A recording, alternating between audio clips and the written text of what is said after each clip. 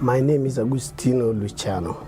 I left Sudan when I was 15 years old. We were in a boarding school, and then the rebel came and attacked the town, so we had to run.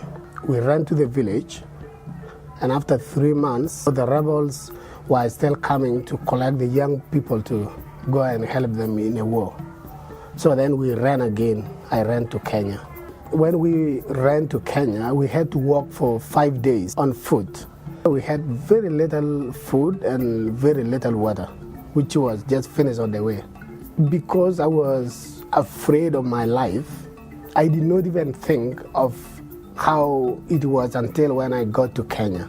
What happened when we got to Kenya, we were 27.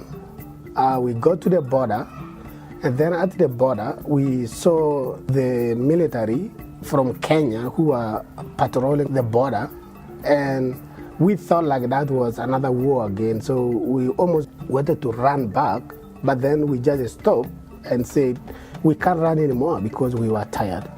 So then the military came and collected us and took us to the police station.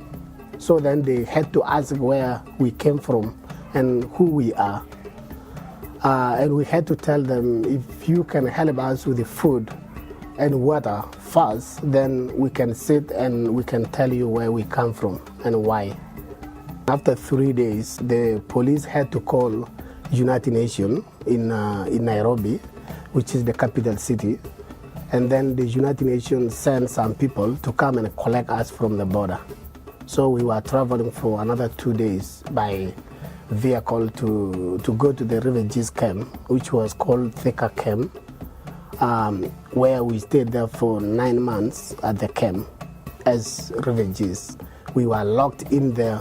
We could not go out. We just only stayed in the compound for 9 months. Like, we were not allowed to leave the compounds. The people who worked there were afraid for us to go into town. Like, we cannot go anywhere. We didn't have anybody.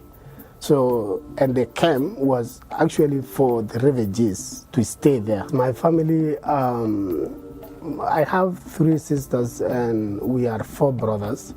One of my youngest brother, who was about 10 when I left, actually went and joined the army, and he was fighting. When he was 14 years, he started fighting the war, and he did not survive. I even left without my parents knowing where I was heading to. So when I came to Canada, I started trying to not to forget what happened, but try to focus on future rather than focusing on my past, because the past experience was very difficult. So I try to focus on future, of thinking of things will be better in the future than thinking about the past, because it was very difficult. I came to Canada, it was February 24, which was quite very, very cold. It was very difficult. First of all, when I came, I didn't know English that much. I only spoke very little, and it was very difficult to communicate to people.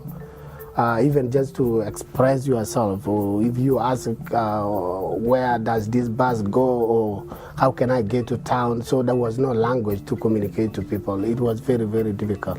I wrote a letter to my cousin who was in the camp in Kenya to read to my dad that I am here in Canada. And my dad went like, why are you lying to me? Like, where is Canada? Why did I leave to Canada and I left my friends in Kenya?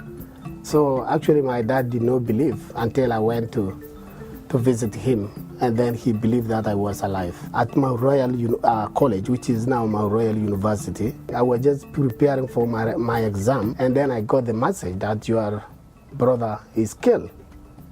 You can imagine how frustrated I was. That was the first time I just thought, I just want to quit. And then I started thinking, if I quit, it's not gonna solve the problem, because my brother anyway is dead. So I just had to continue with my exam. I don't know, for some reason I just passed. Life is a struggle. If things are hard, just doing it, because you cannot give up.